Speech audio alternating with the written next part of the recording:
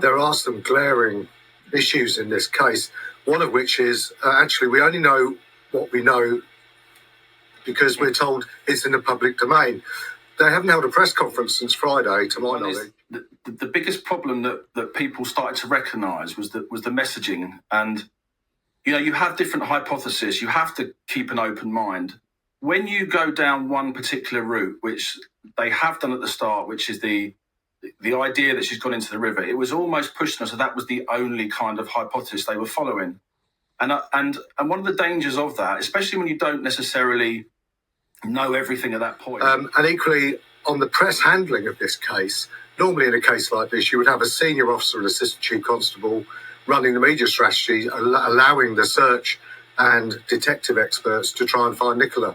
So there are some what appear to be glaring errors in this case. That they were 100% certain, 100% sure that she hadn't left that area.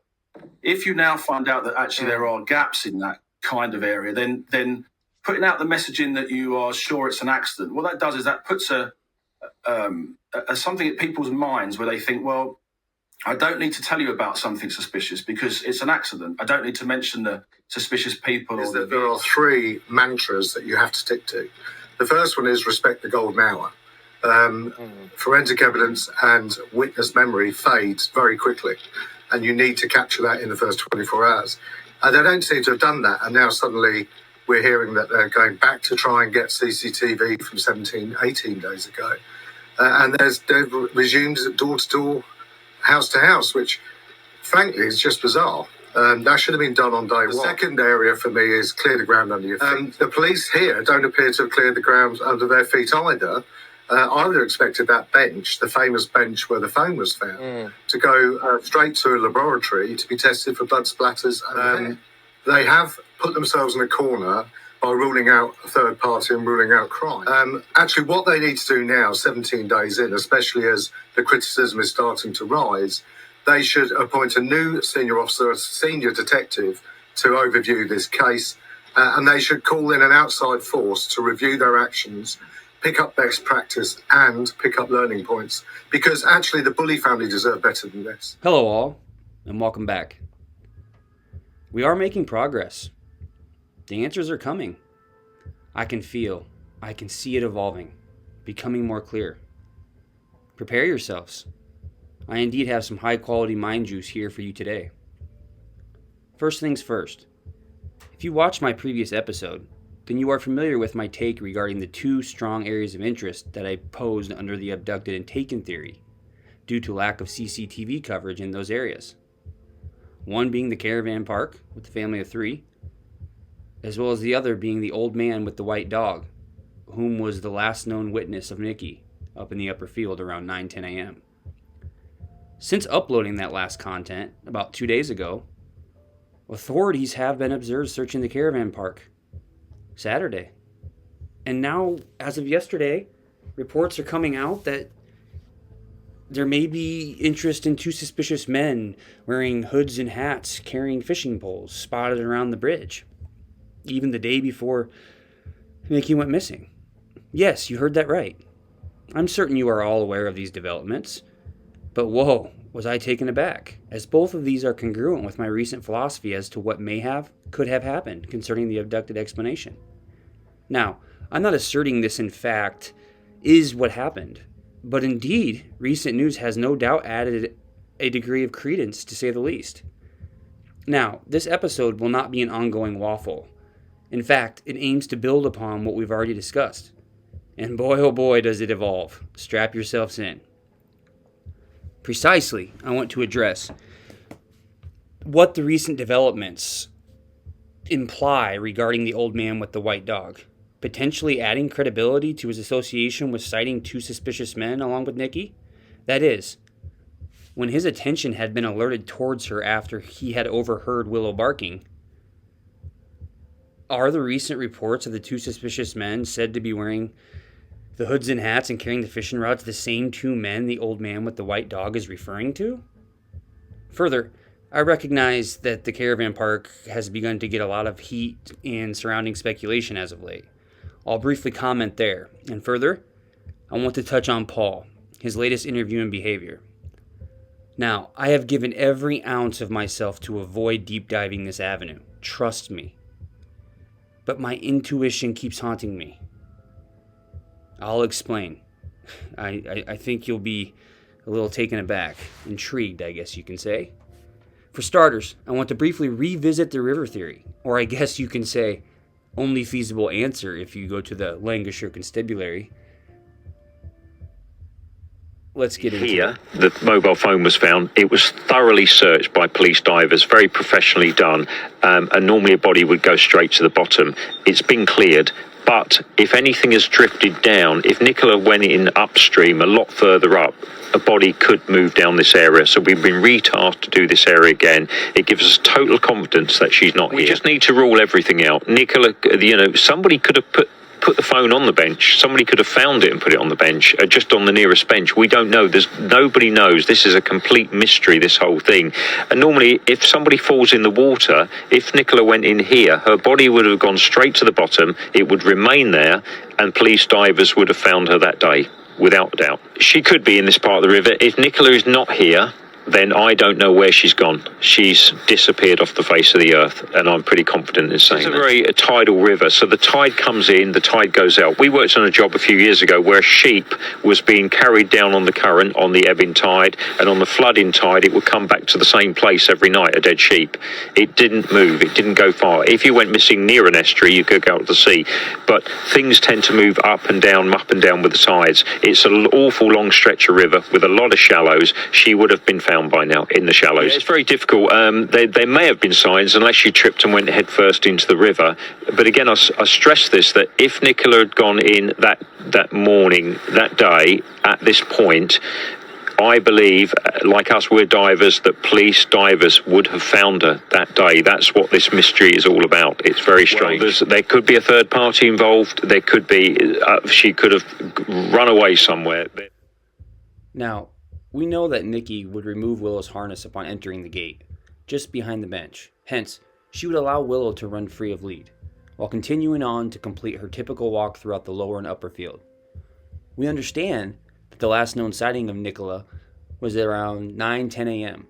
in the upper field by the old man with the white dog. Remember, this witness stated that he was alerted to noticing Nikki due to Willow barking.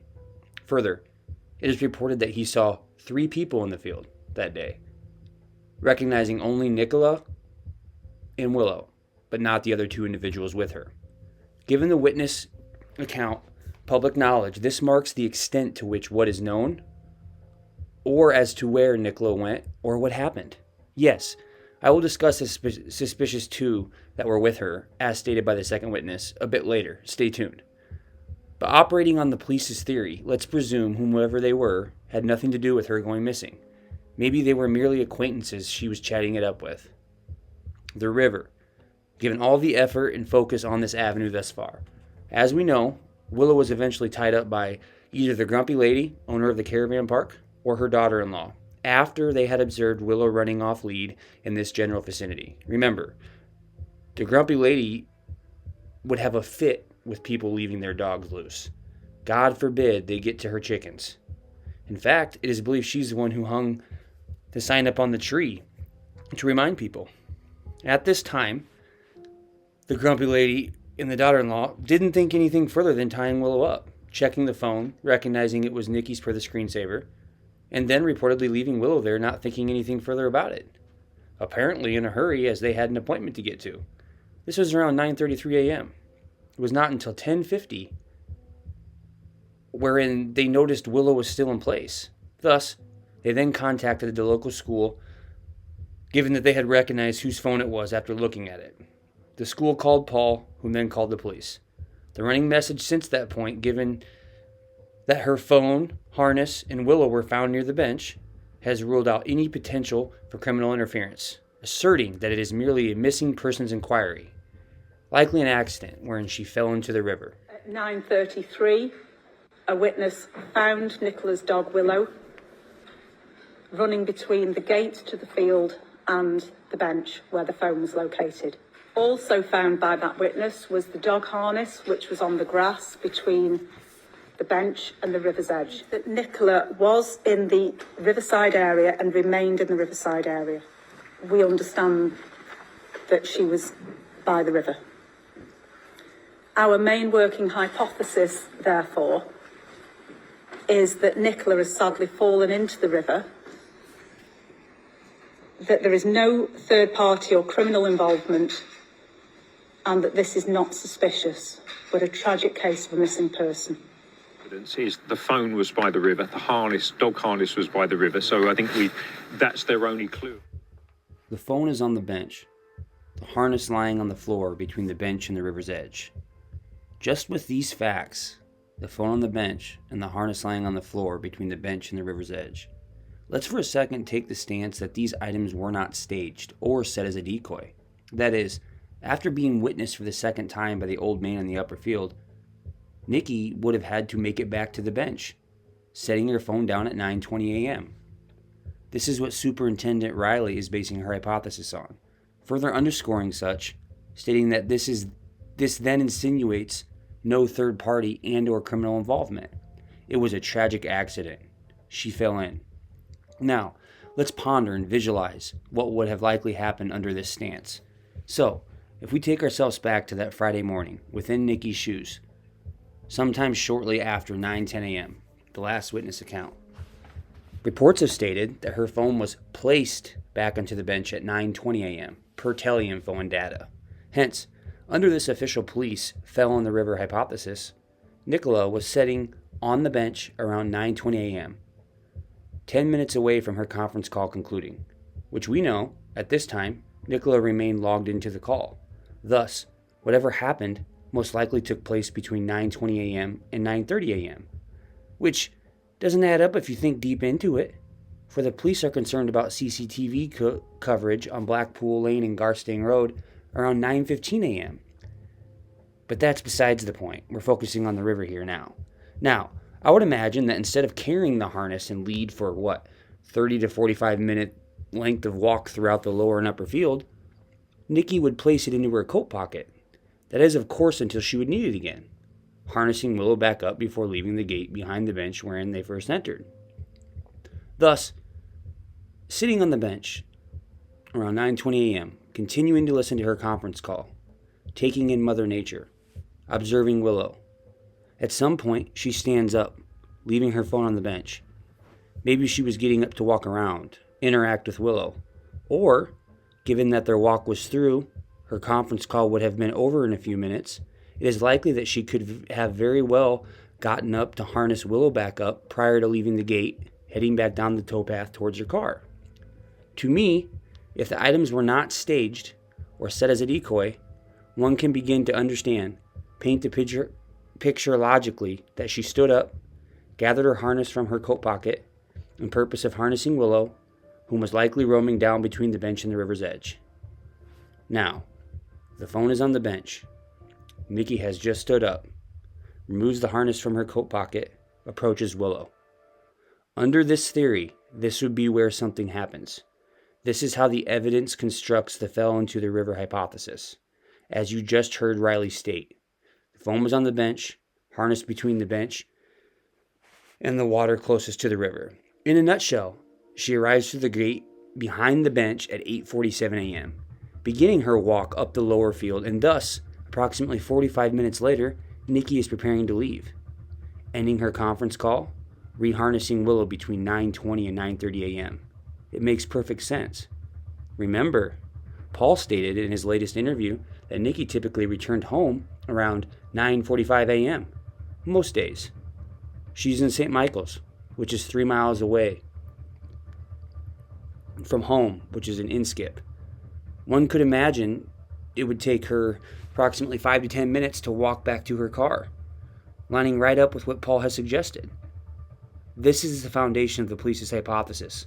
Logic. Point are you thinking something's not right here? When did it feel, where's Nikki? At what point did that kick in? So she's usually back like 9:45 average, 10 o'clock. At a push. With that said, Nikki stands up, walks over towards Willow to reharness, and or to simply walk around. If she falls in, does the harness go with her? Remember, she's holding it at this point. I highly doubt she would just toss the harness there to, play fetch with Willow? Come on now. I'm just trying to illustrate my thought process here. If she does slip and fall, do her arms then go up, flailing, trying to retain balance? Amid such, she vaults the harness up into the air, leading it to land where it did? I don't think so. One would think that once a fall is initiated, the body tenses up. It would have likely went with her, or would have been on the river bank, into the water itself. Extremely close to the water, right? Keep this thought in mind. Now, remember, the second witness stated that he noticed Nikki due to Willow barking up by the upper field. Yet, when the grumpy lady and daughter-in-law noticed Willow near the bench area running free around 9:33 a.m., he is not reported to have been barking here. Wouldn't one think if she actually did fall in, Nikki that is, went into the water somehow, Willow would have been barking there? Not left the edge, especially when the family of 3 from the Caravan park arrived to tie him up, check whose phone was lying left on the bench? Nope, Willow wasn't barking.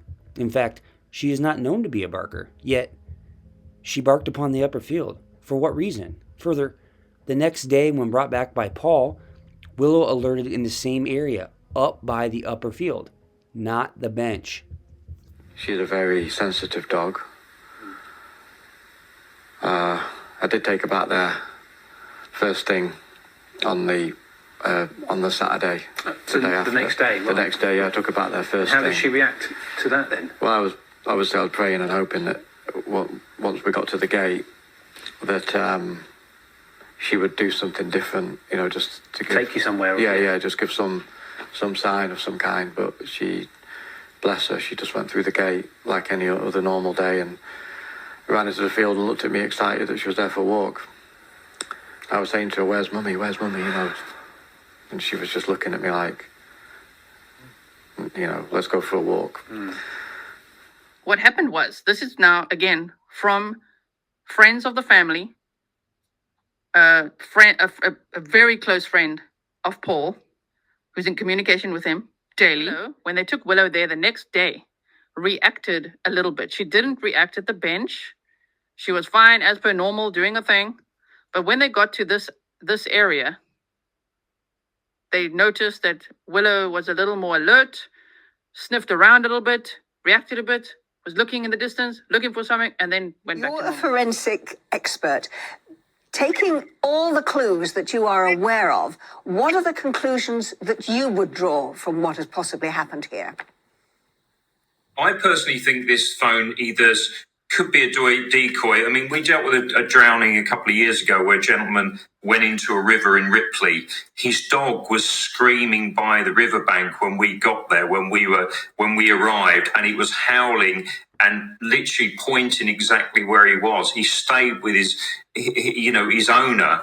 And the phone on the bench, I mean, normally someone would have a phone in their hand and if they, walking around if she was making a call. But Nicola knew this area and even the clothing, no one spoke how deep the water is actually at the bottom of the bank where it went in. I've heard rumours it's 18 inches deep at the edge. I mean, and the clothing she was wearing was not woolly clothing that absorbs water quickly. She seems a very fit person. Why were there no screams? Why were there no marks? And what I am surprised about is that the area hasn't been sealed off as a crime scene or for forensics. People have been walking past the bench. There's no police tape up. This would normally be sealed off as a crime scene. So potentially CSI, crime scene investigators, can go in and see if there's any microfibers, evidence, slip marks down the bank. And I don't believe that has actually happened here. Willow was not reactive around the river's edge or bench on the day of, nor the next day with Paul, as you have just heard, yet was active in the upper field on the day of, as reported by the second witness, as well as Paul and a family friend the following day. Follow Willow. She's trying to tell us something here. Further, Nikki was a great swimmer. No screams. If she hits her head, likely have to be on the front side, for she had a hood on the back of her coat and a ponytail in. If she slipped and somehow hit the back of her head, the drop is not that far. The chances of her sustaining a blow that knocked her out would be substantially low, if not impossible, considering how much cushion she has on the backside of her head. Further, if you consider the front side then, you'd have to imply she literally did a springboard dive in order to get her head in position to impact that way or angle. Further, nothing has been found. Then you go around the river Wyre, up around the upper field, where she would have eventually floated. Look at this footage. It's 1 to 2 feet max deep. Yes, it could have rained since then, but it hasn't much. I looked. There is no way, absolutely no way, she fell in the water by that bench, where all the focus is and has been. It is literally impossible. Look at that water around the upper field where she would have had to pass. It didn't happen. Considering the circumstances, police interested in CCTV around 9:15 a.m. Suspicious subjects spotted with Nikki by both the old man with the white dog. Now there are 2 fishermen with rod poles, apparently trying to hide their faces, being spotted around the bridge at the beginning of the towpath by a local garage worker, even stating that he saw one of them there the day prior to around 7:45 a.m. What? I don't know. Scouting out their plan? This can't be a coincidence.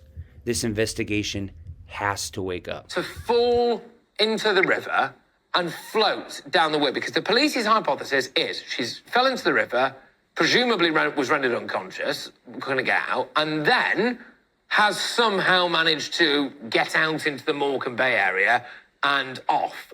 Realistically, is that even possible?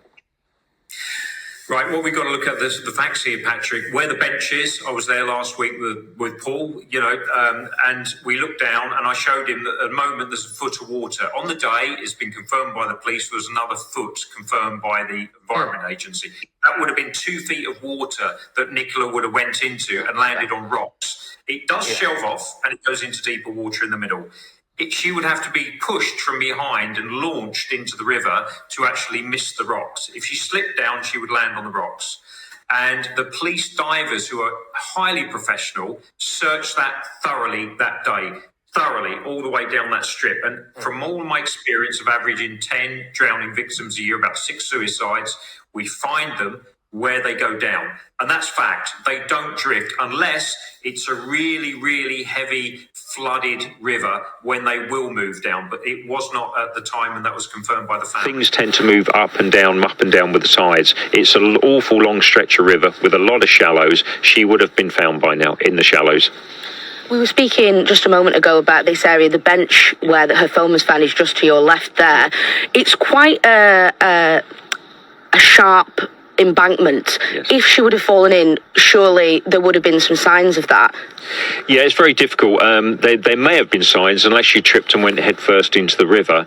But again, I stress this, that if Nicola had gone in that morning, that day, at this point, I believe, like us, we're divers, that police divers would have found her that day. That's what this mystery is all about. It's very strange. There's any evidence to rule anything out. I mean, I've already been very blunt with Paul, and I've spent a lot of time with Paul and Emma, and just said to them, we've got to potentially be prepared for the worst here. Let's not, like you say on your show, we're too woke on a lot of things now. We've just got to say it as it is. And I've said to them, we could be looking for a body. We could be looking for a deposition site here. She could have been kidnapped. She could have been being held at a will. And this is what needs to be really well looked at. I don't know. There's a lot of work going on behind the scenes. I'm not here to beat the police up. I work with them all the time. They do a great job, and they for the greater good. But I think on this particular inquiry, the media aren't being told. The public's not being told. They need to get a grip of their PR. As Peter Falding just suggested, with this particular inquiry, it is essential, if not critical, to openly acknowledge the idea of considering all options, not discounting all but the river or putting all one chips in on said call per se. It was a tragic accident. Simply, contextual understanding wherein the events took place, such as St. Michael's here. It is beyond dangerous, better yet naive, to lock focus on it being a tragic accident, merely because of where it is. Violent crime, such as abductions, murder, etc., crimes of the like, don't happen here, typically. Sure, most often than not, this is without a doubt true, but all it takes is one person with bad intentions and a devious willingness to act these out. One person, village, city, it doesn't matter. On a general level, sure, demographic geography matters. That is, most can all agree that criminality is definitively more prevalent, let's say 45 miles southeast in Manchester, which consists of 500,000 people. But on an individual case basis, such logic and plausibility falls short, as we have all been front row witnesses to over the past 2.5 weeks, or so it seems. Hence, I think it is important to add a little perspective here, context for the circumstances in play, especially for those like myself, whom is not from the area, nor very familiar with it. Many of you listening may be from this neck of the woods. Regardless, I still find it pertinent to consider and conceptualize. St. Michael's on the Wyre, a village in Lancashire, England. Now, for some perspective, the ceremonial county of Lancashire as a whole has a population roughly of around 1.5 million residents, whereas St. Michael's, the village of which our focus is centered on, makes up just a sliver of that county. In fact, as of the 2021 census, the population of St. Michael's was merely 682. It is literally a village. Yes, I acknowledge this is such an American thing to say, but to be fair, I just presume that village was part of the vernacular or something used in the region or UK, whereas in the US, I am more familiar with city, town, etc. Anyways, that's besides the point. I bring this up, I guess, because I was stunned when I realized just how small this community actually is. Why do I raise this point? If you haven't been able to tell already, I'm quite a curious intellectual, I guess you can say. My educational experience at the bachelor level was focused on philosophy, psychology, and a minor in criminology. Further, then going on to law school as well as graduate level work within marriage and family therapy. So, I guess you can say I have a fascination and intrigue when it comes to human society, dynamics, interrelationships, and further, how to make sense of this experience we call life, and the boundaries set forth by its structure. Understanding the cause of crime, sociology, and criminology. In sociology, this is the study of development, structure, and functioning of a human society. One typically assesses the social causes of all kinds of phenomena, whereas criminology represents one of the largest and fastest grown subfields of sociology. Hence, criminologists tend to focus on sociological explanations for causes of crimes, considering a sociological view as to how the justice system, i.e., police, attorney, judges, respond to victims and offenders. As we see in this case, the response is quite baffling.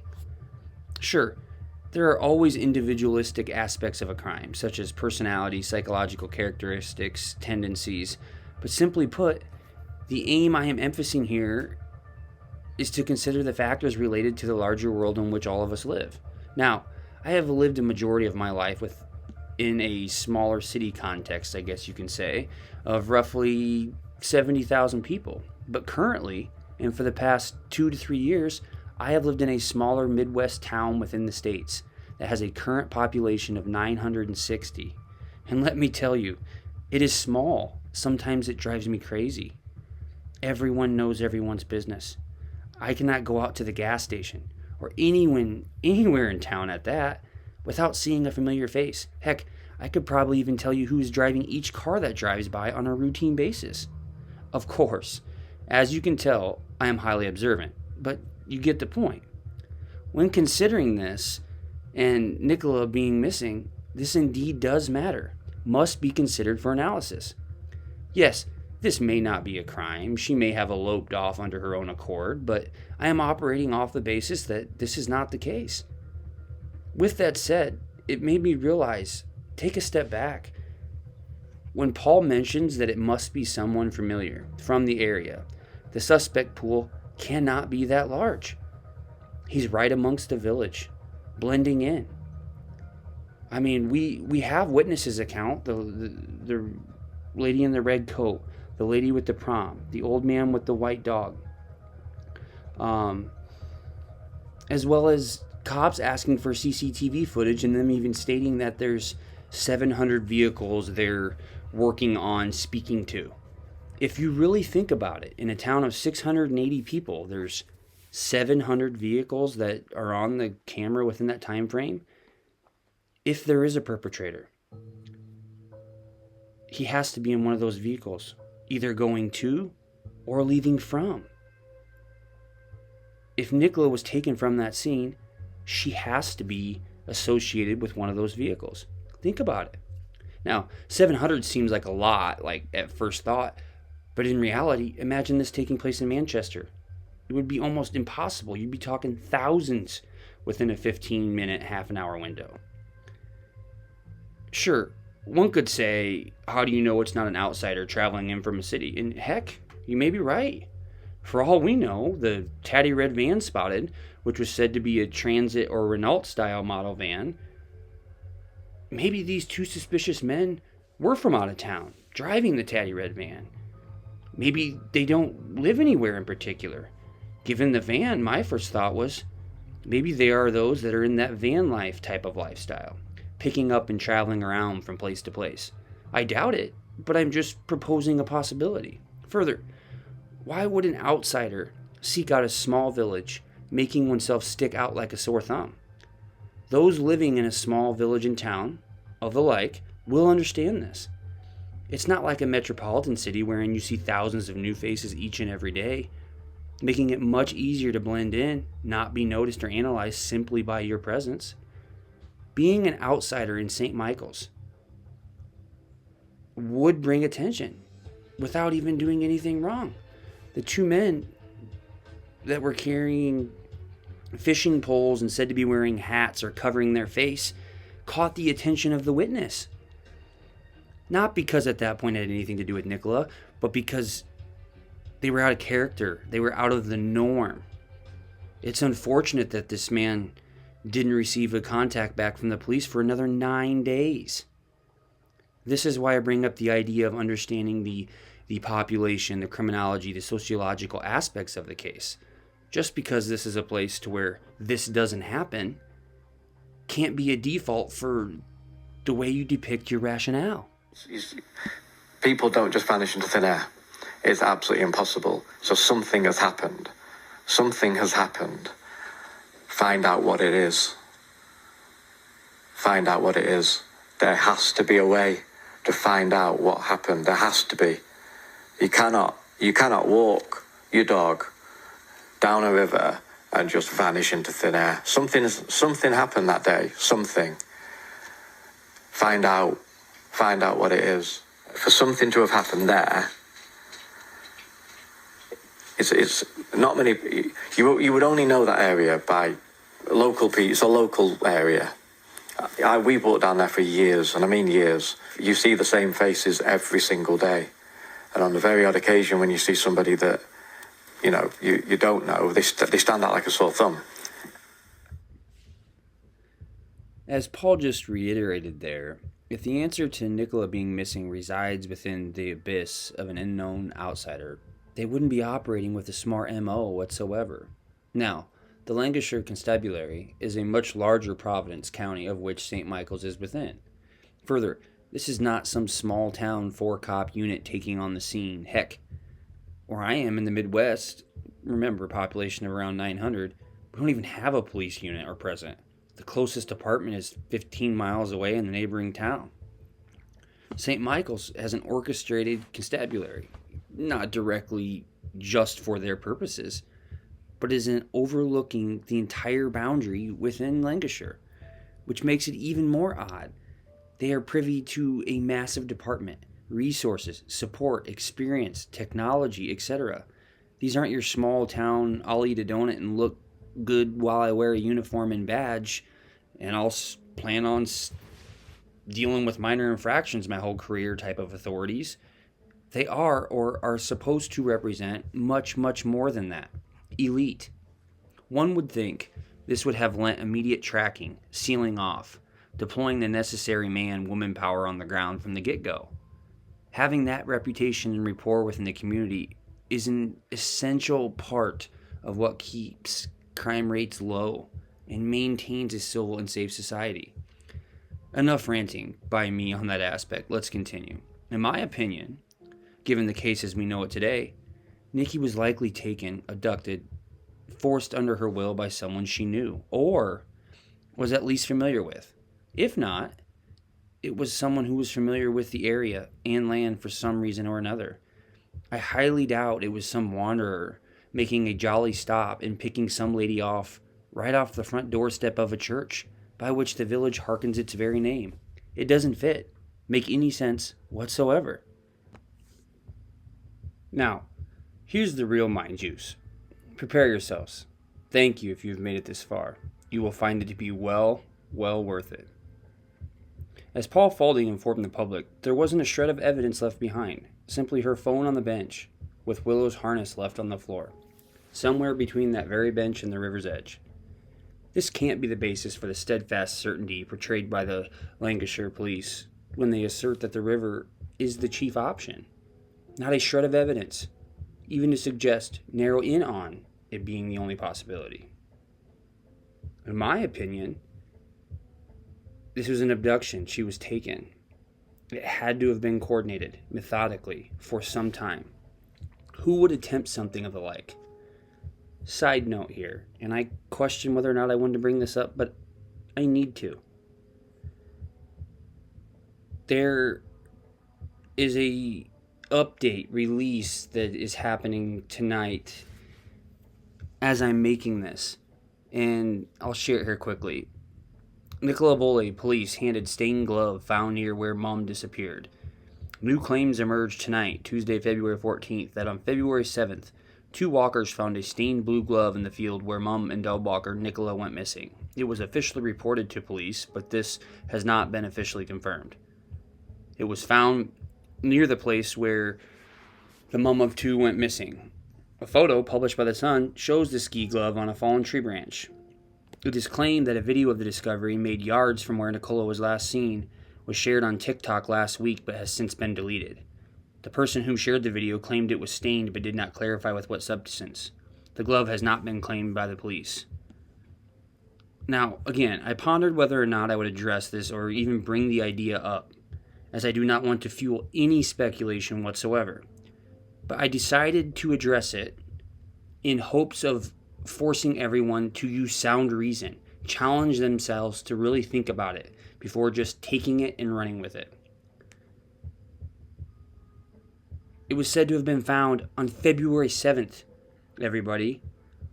This is 11 days after she went missing. Okay? For me, that's enough. Next. Okay? Even if it has her DNA on it, which it doesn't. I mean, come on. 11 days later, do you know all the circumstances and variables that go in between there? I mean, it's not even funny.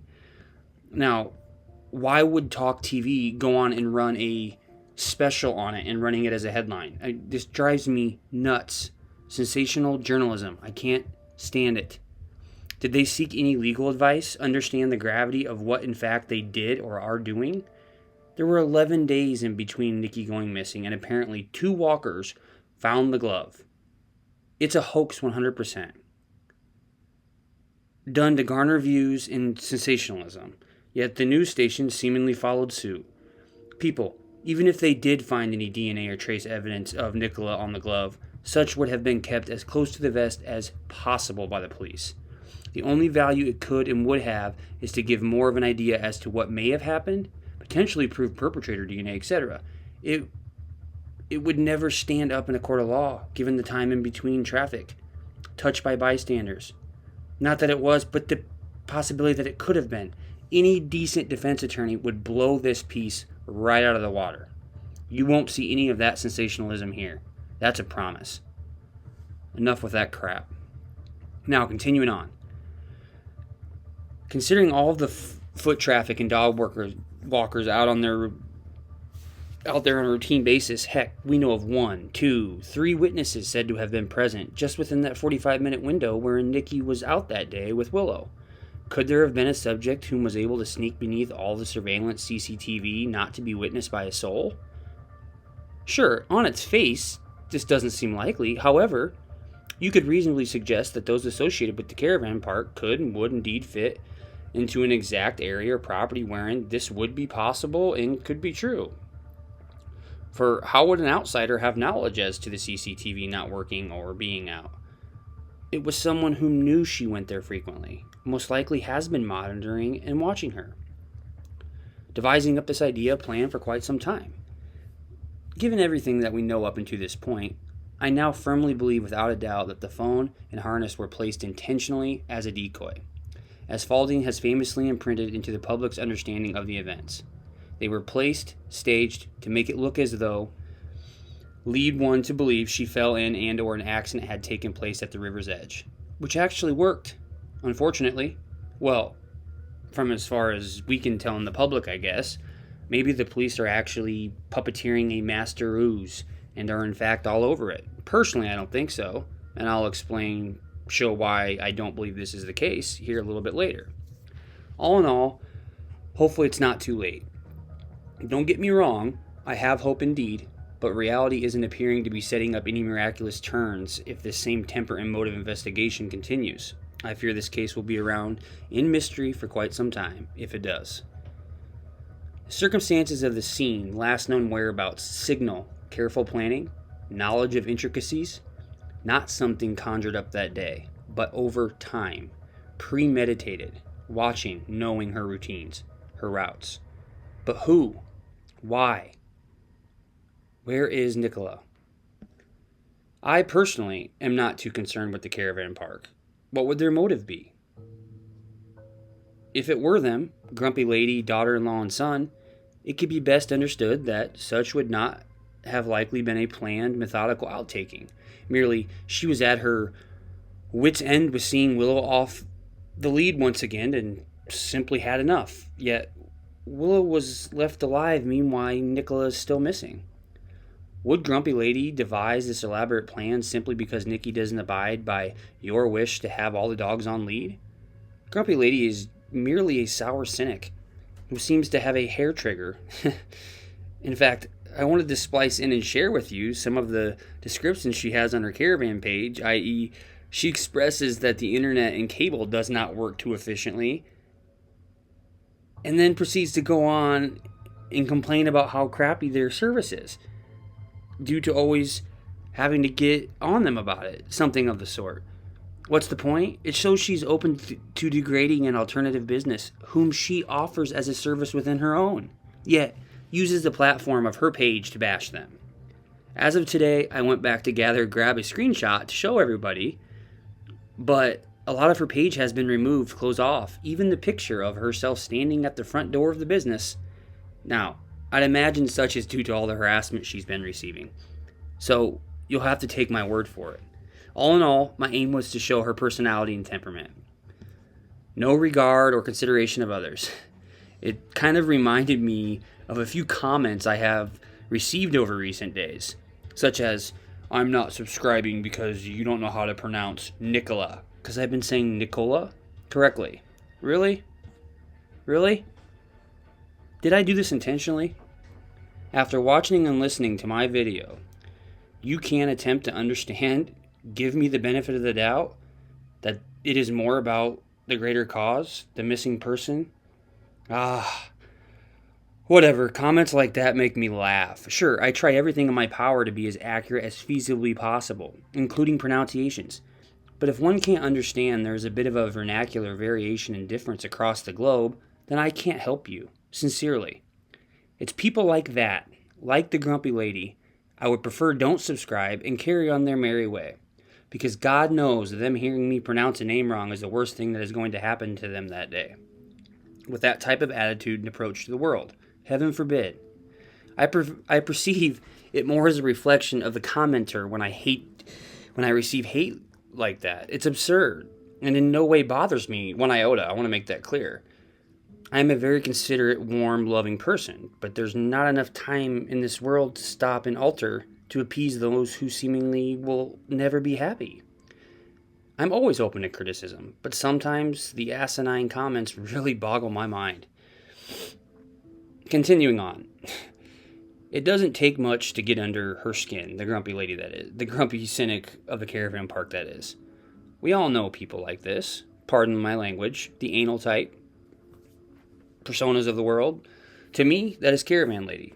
With that said, personally, I don't think this type of anger and frustration would culminate to that type of action or outcome. Further, what would it resolve? There undoubtedly will be another, and another, and another dog owner who has their dog off lead. I would think that if it did, Willow would have vanished right along with her, for she is the crux of the angst against the missing party here, right? Yet, Willow was seemingly tied up and left. Simply, what I'm proposing is that if any of the family of three were responsible for Nikki going missing, why not take Willow as well, not tying her up, and never calling the school? For they know they wouldn't be observed on camera and their property was the backstop. So, someone will counter and say, well, maybe they took Nikki, went back to do the same with Willow, but were seen by another dog walker and thus had to change their plan and or adapt. My response to that is, then what was she thinking back at her caravan park when she decided to pick up and take the twine with her, intending likely to tie the dog up? No, it wasn't to walk her. They would have used the harness and lead.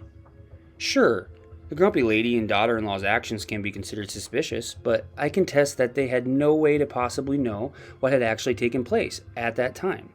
They saw a dog running loose, tied it up, not thinking much of it. Yes, her son was in charge of their property's CCTV, but what about the other two dark spots, so to speak? Was he also responsible for these as well, or the one only on his mother's property? Without more information, it would be a leap. Speculation to try and connect the dots here. Now, one question that many will raise to this is, why call the school, not Paul or police? I bargain.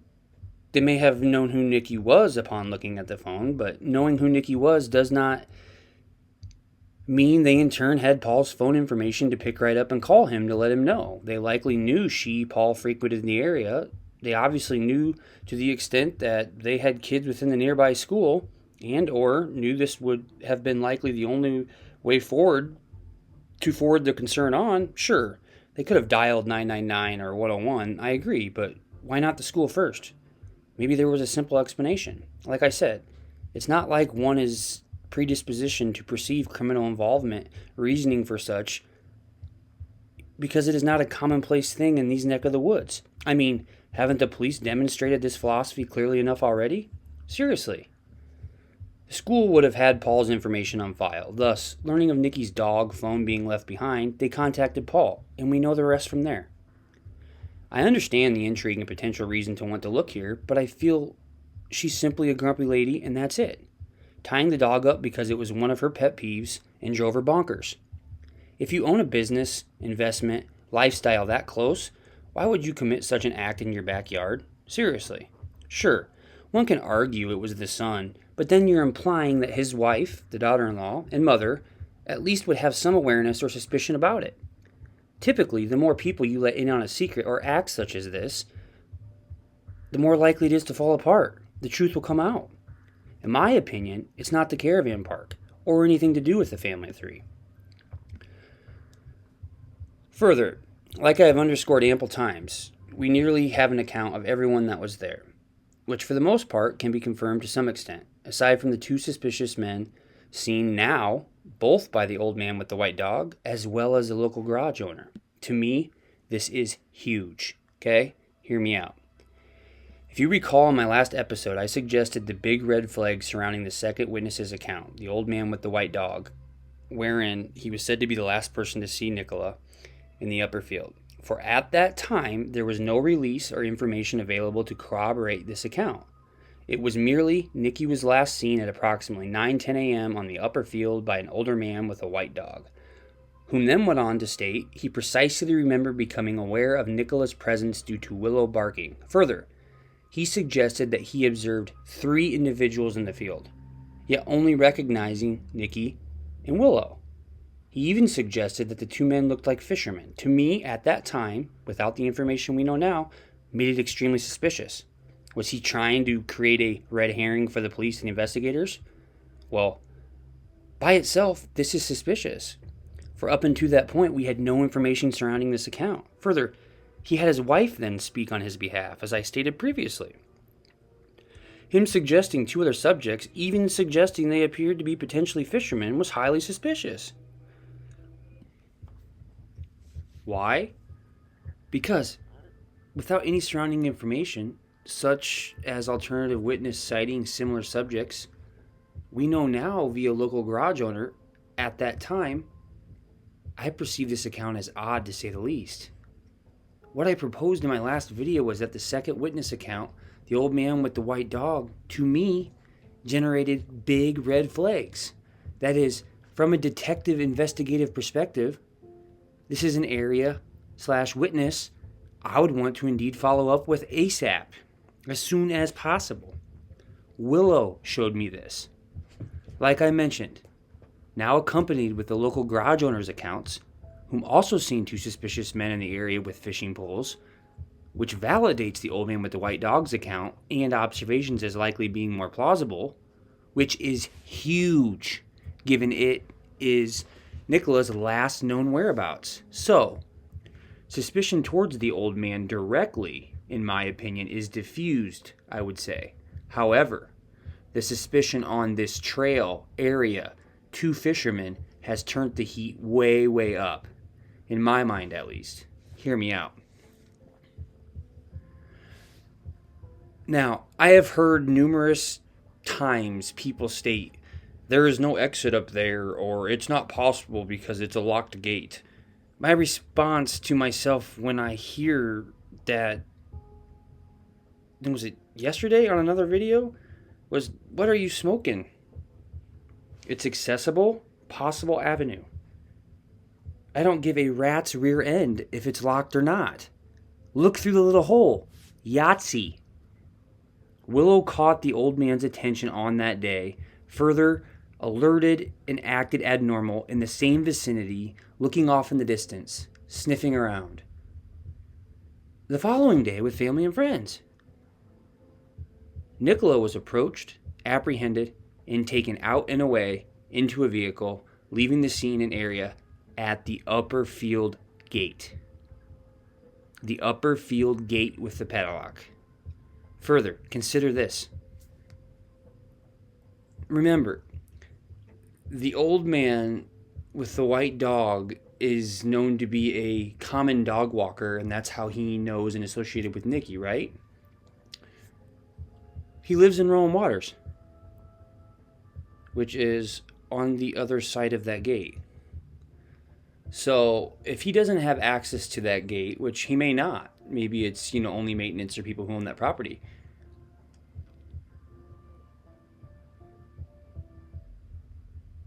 How does he get to the upper field? This is what it made me think. Maybe he wasn't on the upper field walking his dog when he observed or heard Willow. Hear me out. I know everybody's like, oh, what does that mean? That doesn't make sense, right? When you first hear it, you just assume that, okay, he had to have been on the upper field.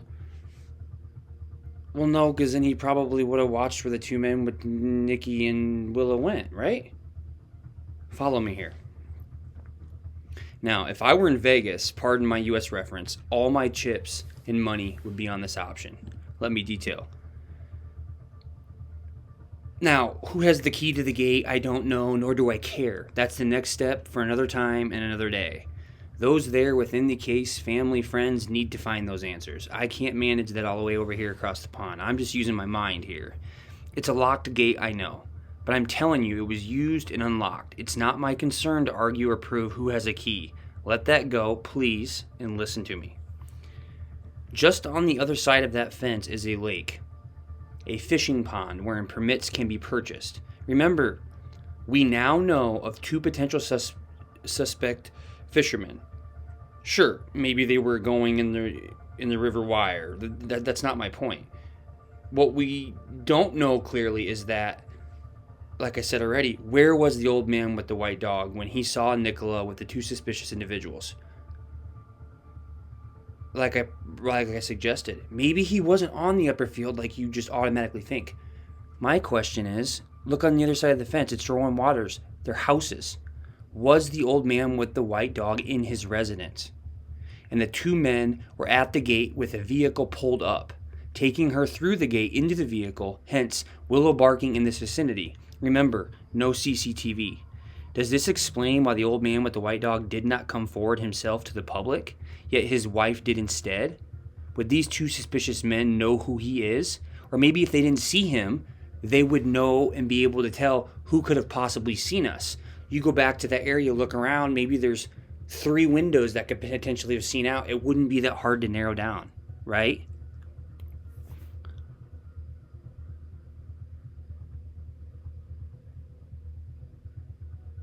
Going through his wife that I have yet to see identified, which is good and safe, to me, this makes sense. Further, if you were going to consider this from a criminal perspective, i.e. profiling, getting into the psyche of a criminal, knowing Nicola's routine route, knowing of the CCTV outages, how do you or would you carry said task out?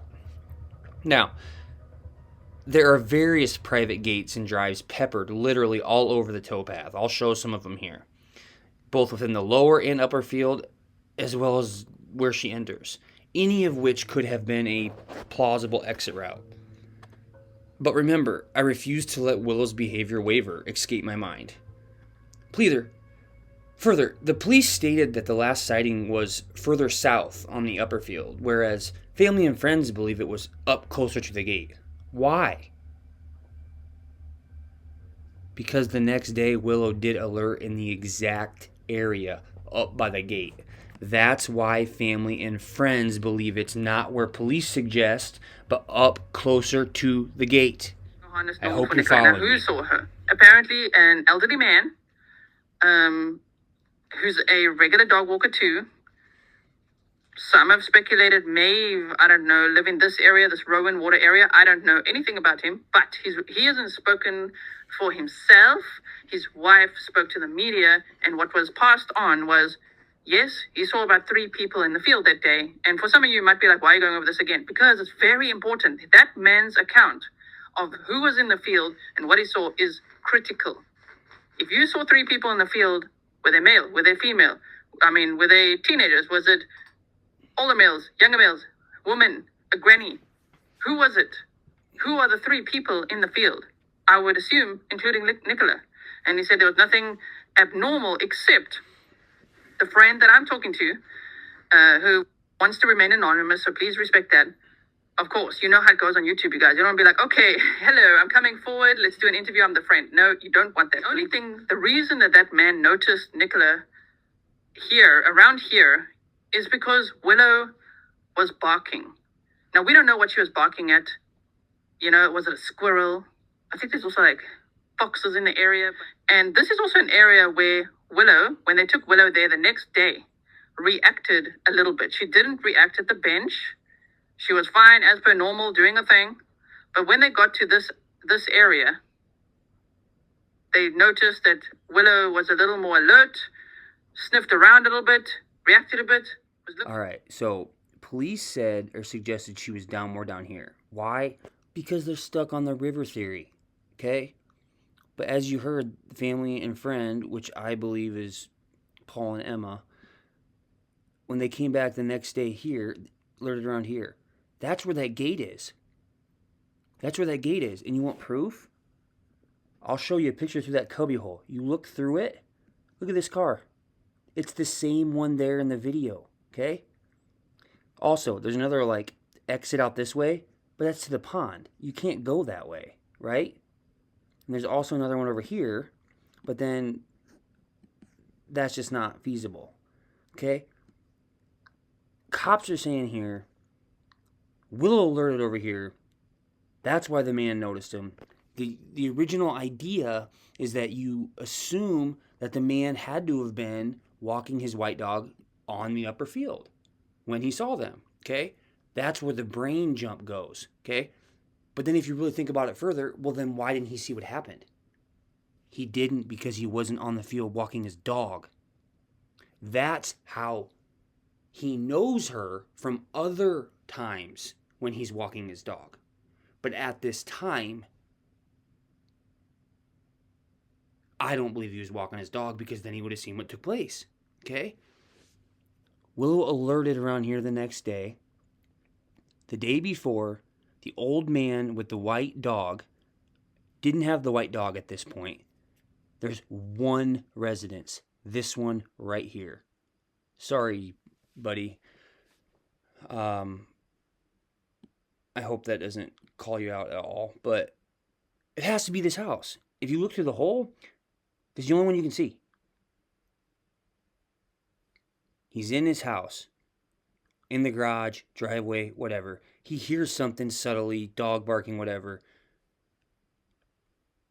With that said, you can't see over the damn gate. Pardon me, I'm getting hyped up, but this is just like a breakthrough for me mentally. You can't see through it. I mean, you think he's seeing through the hole from back here? No, because the gate was open.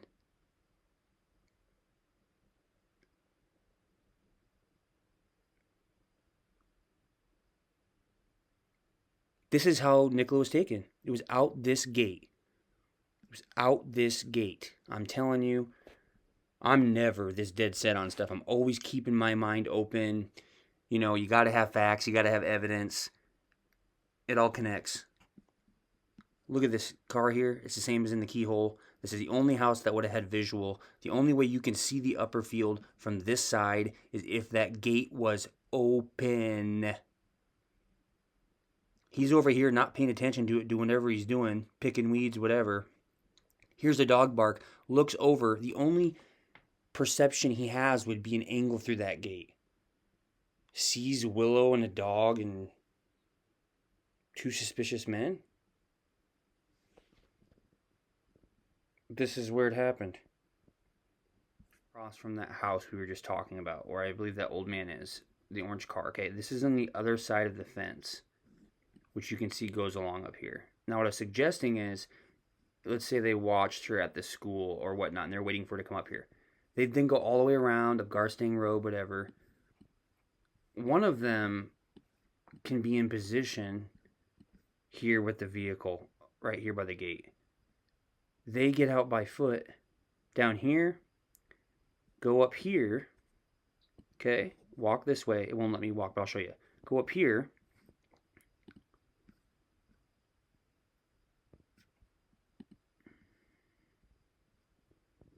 This is where it just was, okay?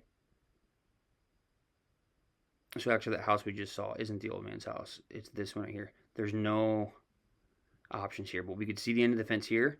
So then we go right here. My guess is one of them's parked up here. Then they come down here. Or through the gate, whatever. But they would be seen standing there from all the way down here. So I don't think they're going to sit here and just have a cigarette until she comes up there, right? They're going to be down here, okay? They're going to go right behind these trees. And then as Nicola's looping around here and coming back, they're going to come... This is that fence you could see. They're going to come down around here and wait for her as she comes and loops up and walks down in here. She's going to be approached right and around in this area, okay? My guess. The only thing they have to do is get her from here to there. This is where you're going to hear Willow barking. Maybe Willow's barking right here, you know, on his way up. And the old man's over here in this house. He can hear it, but he can't possibly know that that's Willow. Look, there's a fence. And that it's Nikki. Only way he can know that is through the door. It's through the gate. Think about it. So my guess, Van's here. They're not going to have that sitting there open because you just wouldn't do that. They're going to bark in there. And when you see that in that cubby there, it looks like a little cubby, right? It's going to be backed into that spot. And I wonder, gosh, I'd love to talk to that old man. Hope the police have been taking him seriously.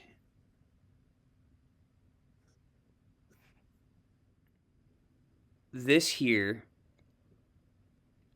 is where the gate is, right here. You can't see it from this high up. Maybe you can. No, you can't. It's like it's right here. Here's that house with the orange car again, okay? But take note here. The fence goes all the way down. But you can see, you can go around here, okay? My guess is, let's say my guess is that one of them was in the van. One of them was in the van and left with Nicola, okay? van or car or whatever the heck it is. Who knows if that's that red Teddy van.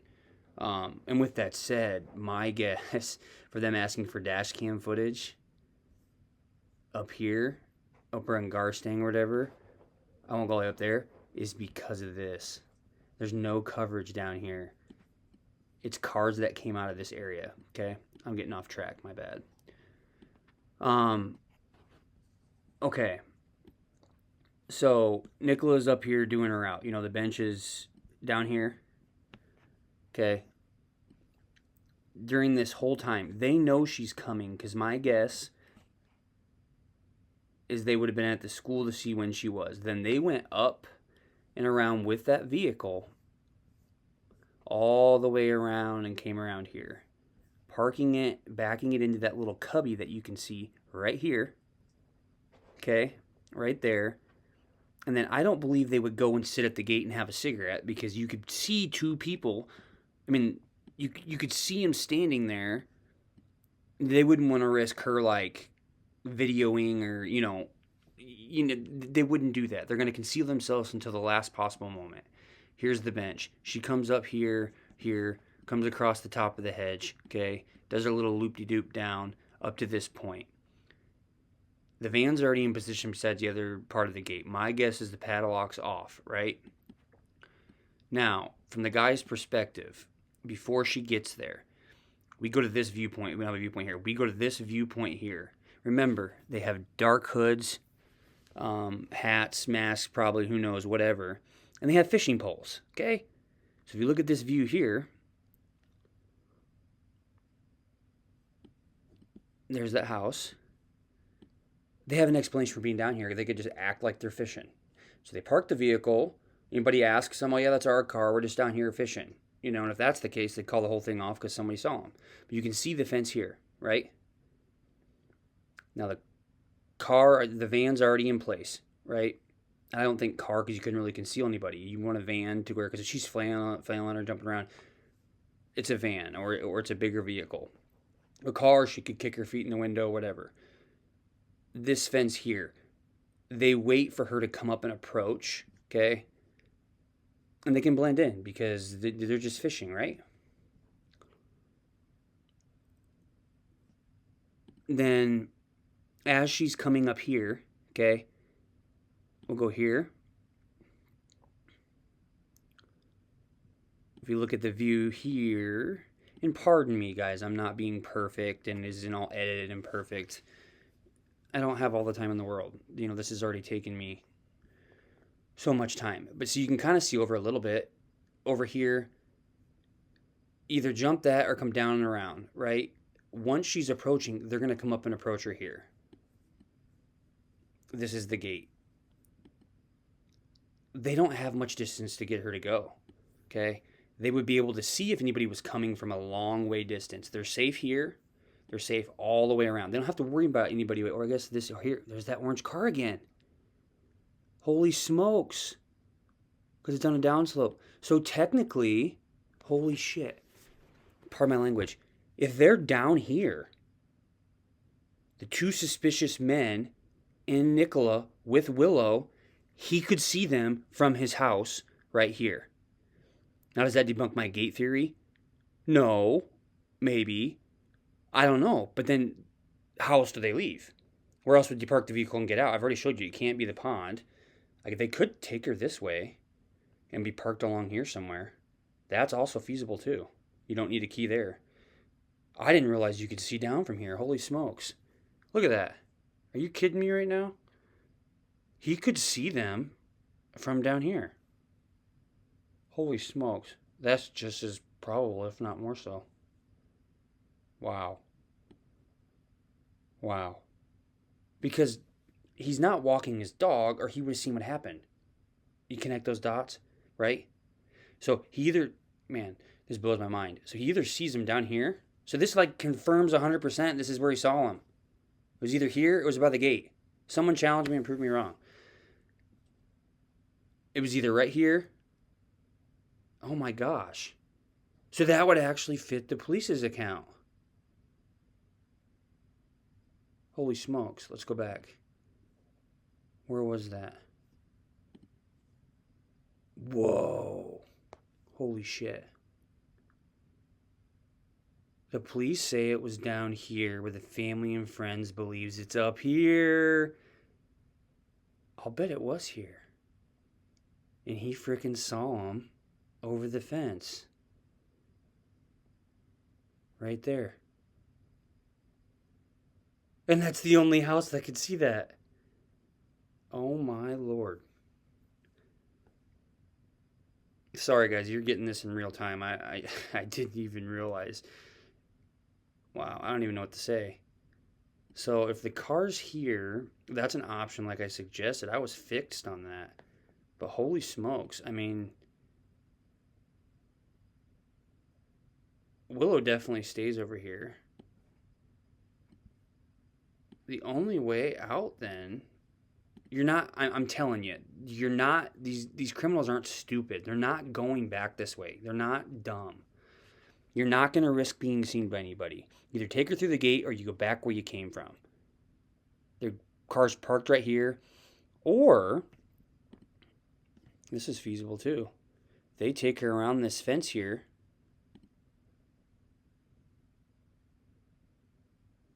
Around that fence there, exactly where they came from, I'm suggesting. And then they just simply take her down this darn path. And they could have been parked right there. No, we wouldn't risk that with those houses right there. Oh, I mean, look at this. Go down this path here. Now,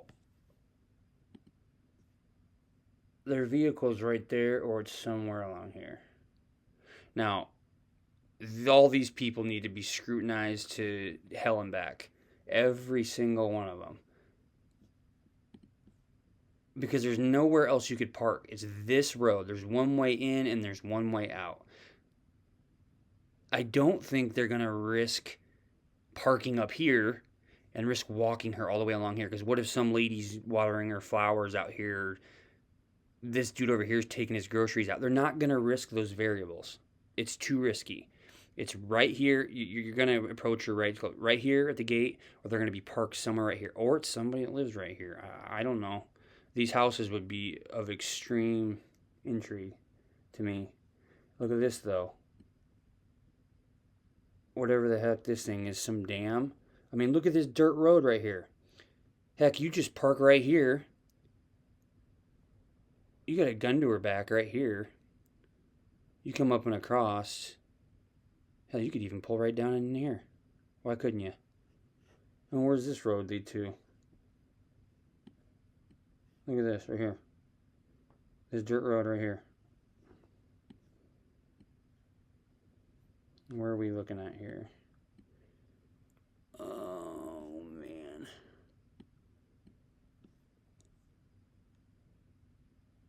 Yeah, you get the point. But that's possible, too. Either way, man, I cannot believe you can see over that fence like that. Holy smokes. Oh, and then that matches the police's account. I can't believe that crap. Holy smokes. Yeah, so they could have come in that back way and parked up here. Anywhere in here and taken that dirt road out. Who cares if you get wet? You know, people are like, oh, you get wet. Who cares? You know, we've seen it in the Delphi case. It's a U.S. case for those of you. But you're not going to want to risk being observed by all these people. You know, or you can walk all the way around here. Let's see where we... But then they're going to have CCTV. You can't risk ring door cameras on any of the... You're not going to. It's either going to be right here at the gate, parked right here, or they're going across and the car's planted right here, around here somewhere. Because once you get her across the darn water, maybe that's how they know she went in the water. Maybe there is something around here that suggests she got in the water. And they're just misinterpreting it. You know, she was seen down here. Maybe they have a sign of her around here somewhere.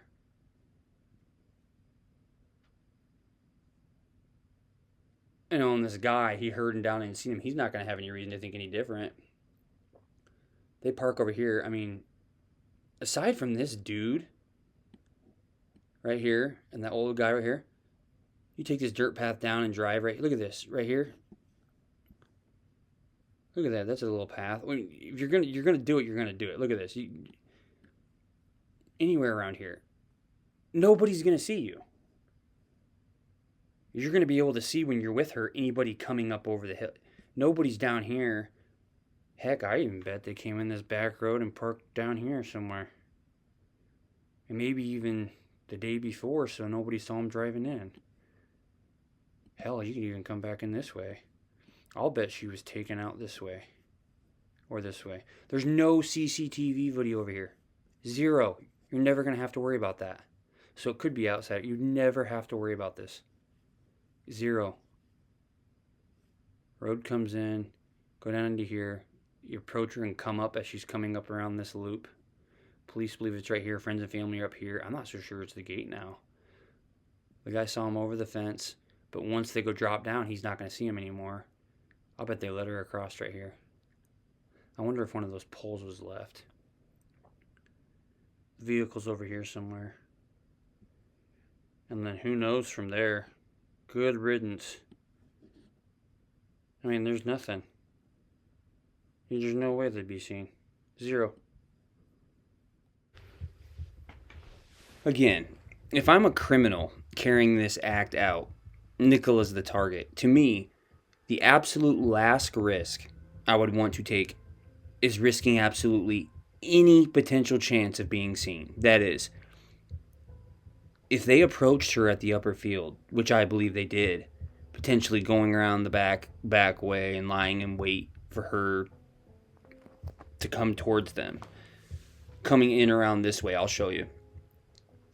They confront her right here in the upper field. Hop, step, and a throw to the, I presume, unlocked gate. One of the two then going back down to the lower field with her phone and harness in hand, staging them at the bench. If this is what happened, this one subject would not likely then turn around and go back towards the upper field, for the van and vehicle would have left the instant it had Nicola in it. Thus, the van arrived with two suspects.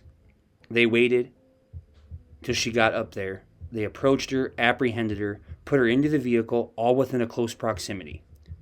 One hopped in and drove away. Meanwhile, the other closed and locked the gate, I would assume, to make it look like nothing had happened. And the one who closed and locked the gate had the responsibility of staging the items, then left via a different means en route. Because at this point, nobody's suspicious of him. He's by himself. There's no Nicola. Nobody knows she's missing at this point. You know, Willow's aimlessly wandering around. But that isn't going to prove anything, right? Could he have left down the initial towpath? He wouldn't have any worry of being seen. Willow's not going to follow him if Willow doesn't know the person. The act was done.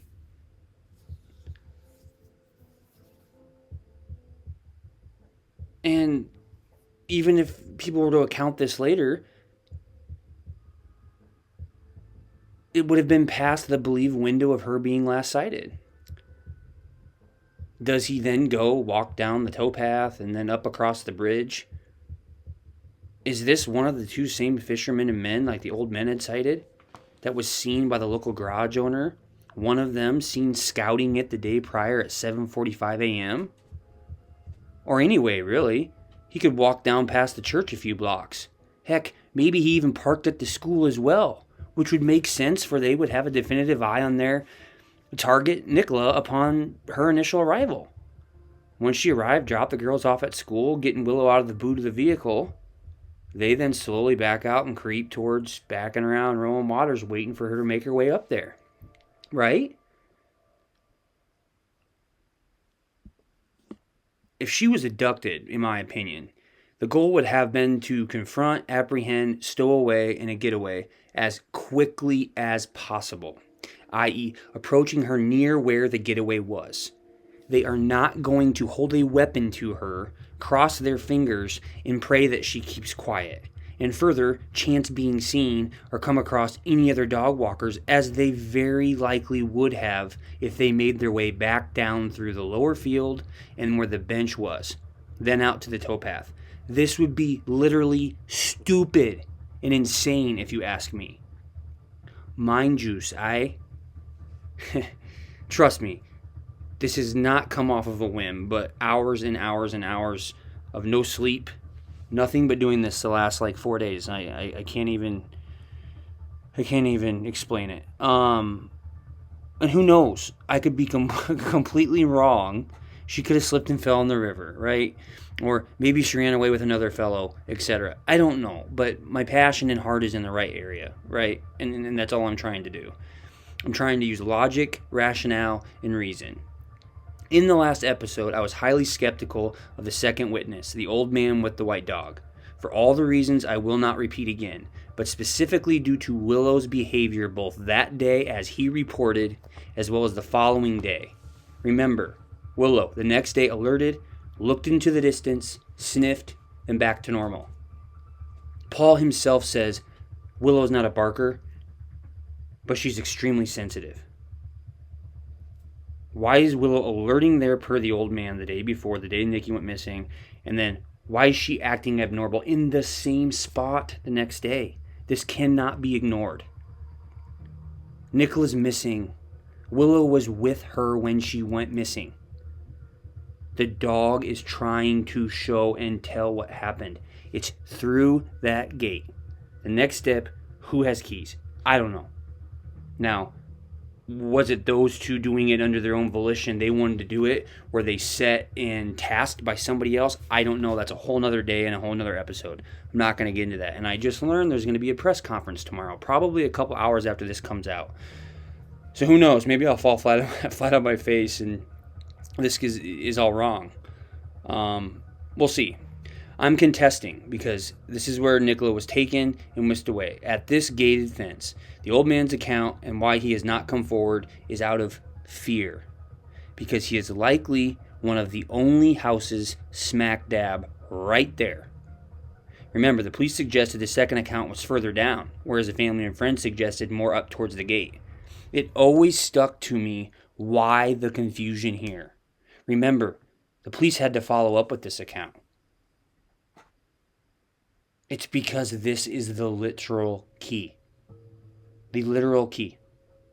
The other aspect that backs this, takes away my suspicion directly of the old man with the white dog, is the recent release of two suspicious individuals. Like I said, I was suspicious of the old man, but then we hear on Sunday that a local garage owner saw two suspicious men. That validates everything the old man's saying. So, we see these two suspicious men outside of the church, on the bridge, at the beginning of the towpath the day before. One of them at 7:45, probably scouting, right? Because my theory is that once Nicola was in the van, one of them got in the van, and their goal was to get the hell out of Dodge. Whereas the other one was to shut the gate, lock it up, take her phone and harness, lead Willow back that direction, probably had treats, who knows. He set the phone on the dang bench, threw the harness, probably staged it next to the river's edge, and then he left whatever direction. Probably parking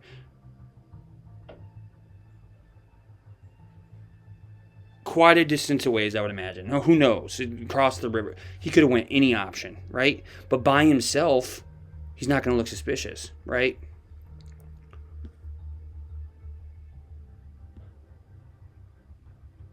Now, why is this validating in regards to my old dam with the white dog's account? Because they are separate and apart depictions of the same two suspicious individuals. I do not believe the local garage worker is the same person as the old man with the white dog. They can't be. From my perspective, the old man with the white dog is retired, and the local garage worker clearly is not. Okay? Let me explain. What we know now, which we did not know just a few days ago, the local garage worker likely observed the two suspicious individuals who came across as suspicious to him due to what appeared to be them attempting to cover their face, wearing hoods, hats, carrying the fishing poles. Further, he then went on to state that he observed one of these two men, sorry for repeating myself 3-4 times, also there the previous day, lingering around at 7:45 a.m. This was the aha moment for me. Upon learning this, it is highly likely these two suspicious men are the same two the old man with the white dog had seemingly observed with Nicola at 9:10 a.m. on Friday, the day she went missing. What is unsettling about it is the way the local garage worker described them. They created enough awareness to him to be considered suspicious, concealing identity, etc. Even one of the two having been there the previous day in the same vicinity. Now, even suspicious in odd enough to raise the suspicion of the local garage worker, but also Willow. You ever hear the thing that dogs can tell who bad people are? I believe that that's true. Okay? I wish they could get them two people in front of that dog. I hope he'd just go right at their throat. Now, the absolute worst reality of this new information is that the local garage worker further stated that he contacted the police that following Monday, okay, upon hearing of Nicola's disappearance, opening up to potential alternative explanations for such beyond the simply falling in the river theory. This illustrates why and how the investigation's police's PR approach failed. What if these two are responsible? If so, how do they explain their unintentional discouragement of potential case-breaking information from the start? If that doesn't piss you off, the local garage worker apparently had to call back numerous times to follow up with the police that they had been informed of his account. It took 9 days. 9 days to get back to him. Meanwhile, they got their thumb up their butt, swimming up and down the damn river. Oh, just you wait. This isn't a one-off. Better yet, this behavior by the police is a pattern. Look at these two other instances wherein the police were off-putting potential leads and answers, and still are apparently. Her Fitbit was last synced to her phone on Tuesday, according to her friend, which I think that was her friend Emma. Her phone was shared on an article, was last synced, the Fitbit last synchronized with her phone on Tuesday. She went missing on Friday. Yesterday in the dark, I had a very strange feeling here. This lane takes you from St Michael's to Inskip. Inskip is where Paul and Nicola live. This is a very, very remote country lane. And I just had a strange feeling yesterday, so I had a little mooch around in the forest. And what I found, I actually reported it to the police yesterday. I sent them photos, as I just didn't have a good feeling about it. We will show you in a moment. So this place is approximately 1 mile from St Michael's by the bridge, and it's approximately 2 miles from Inskip, pretty much bang in the middle of where they live and St Michael's. It's the only road really through the two villages, okay? Now, what I found was quite worrying yesterday. This ground here is all dug up. You can't really see too well on the camera, but from a distance, it's clearly been moved recently, so it just caught my eye. And when you walk on it, feet go straight through. Again, you can't see on the camera that well, but there were certain places where my foot just gave way.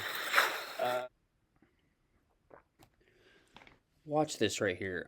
Gosh dang, I keep adding on to this video. When she says we need her home, the mom's watching here. When she says we need her home, the mom looks and then checks the husband and then looks back. Watch this. Children need a home. Right there. It's just absolutely heartbreaking. Only for you, what's the last week been like as a...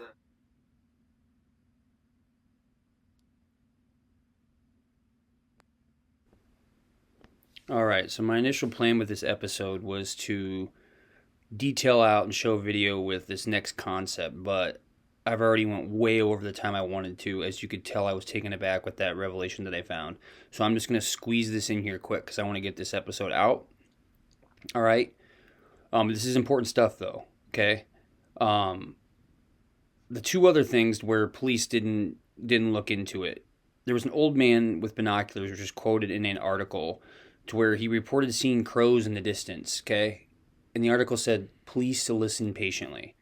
Very clearly they haven't followed up with that, okay? The next thing, I'll show the video here now, but there's a YouTube channel called Nicola Bulley Case, and he has shown walking footage.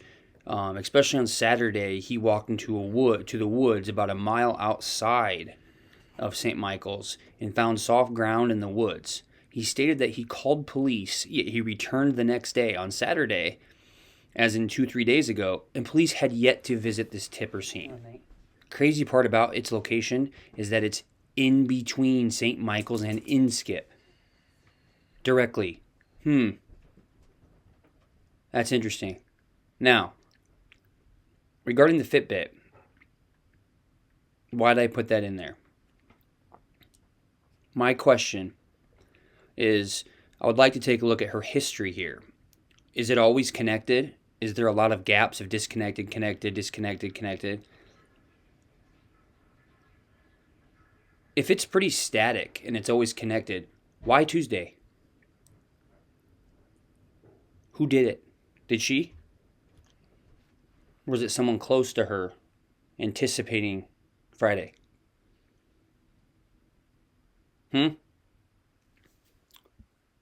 I can't answer that. I just so happened to be disconnected on Tuesday. Why this day? Was it done, given the plan coming Friday?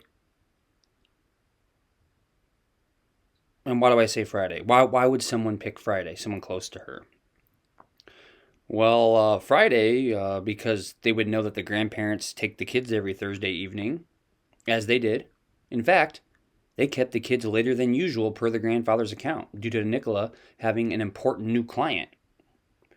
Okay, so what I mean by this. You wait till Friday because you would have people suspicious of this new client. You would have the weekend coming up. You would have all the more excuses, right? Now, I was going to elaborate and go all the way into this. Not going to specifically sit here and say it's Paul, but man, I cannot, his things drive me nuts. Why does he emphasize changing his clothes before he left to go there? Put on my gym clothes, you know? Why? Who cares? Why'd you change your clothes? You know, maybe he's sitting at home. Maybe that's actually what he did, and he's just saying that. But it seems like there's more to it.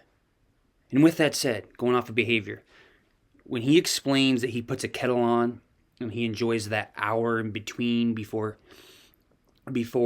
he starts his work, he says he typically starts his work day around 10 a.m. because it's a U.S.-based company. Well, if it's an East Coast company, 10 o'clock in the UK would mean that it was 5 a.m. on the East Coast. So, Paul starts work on a company at 5 a.m. I don't know a company that starts at 5 a.m. I guess it doesn't mean that they have to be open, but I don't know. It could be feasible, but that's the latest. If you go further west in the U.S., it would be 4 a.m., 3 a.m., 2 a.m. So my guess is that he must work for an East Coast-based engineering company. You gotta remember, this guy's an engineer. He's smart. He would know how to engineer something like this. I'm not alleging. I'm just asking questions. Okay? Where's Luis this whole time?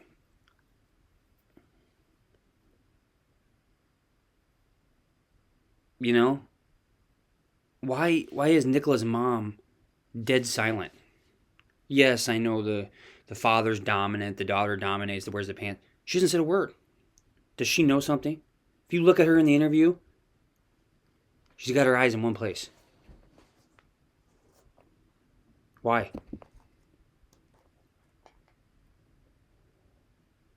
Further, given that the two subjects were said to be concealing their identity, wearing hoods and hats, what if one of them's a female?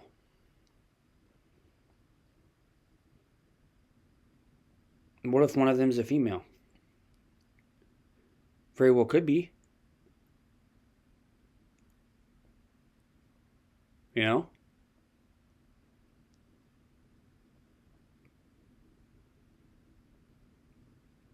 And also Paul states that he calls 999 on his way to the river Wyre. Yet, then went on to say when he gets there, he was still hoping to look and just find her and just see her. I don't get it. It doesn't make sense. And the lack of emotion drives me nuts. And you hear over and over again, he's distraught, he's distraught, he's distraught, he's holding back. What? The actions speak louder than words. Like, I'm not even going to go there. I mean, I can go into the psychiatry of it, but he's almost got like zero affect. He's got I'm not going to go there. And he has yet to reference her dad or mom. He's mentioned Luis once or twice, but they clearly don't have a close relationship.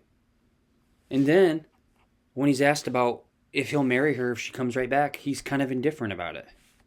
Well, you know, we had our kids and kind of makes it hard. Again, I'm not alleging it's Paul, but these are just questions.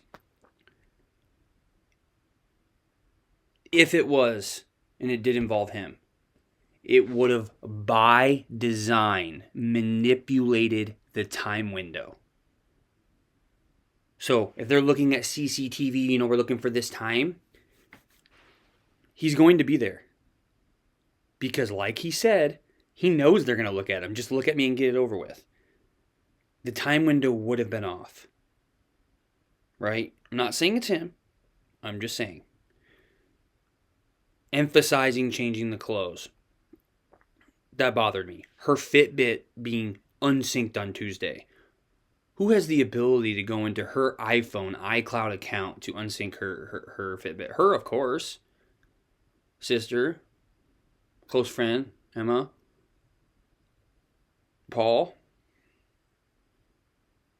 I don't know. I'm not alleging. I'm asking questions because the answers aren't clear. Was the two suspicious subjects a male and a female? Could be. And yeah, I mean, I was going to write this out a lot more clearly and, you know, explain, but this episode is way too long. So I'm going to wrap this up here. Maybe I'll emphasize again later. This isn't as precise and clean cut as I wanted it to be. I got a little off track. It's taken a lot of time already. But hopefully with the presser here in a few hours, we get some answers. If you stuck with me this far, you're the best. Thank you. Like always, if you enjoyed the content, please give the video a thumbs up. Subscribe if you haven't already. Thank you. Until next time, everyone. My juice out.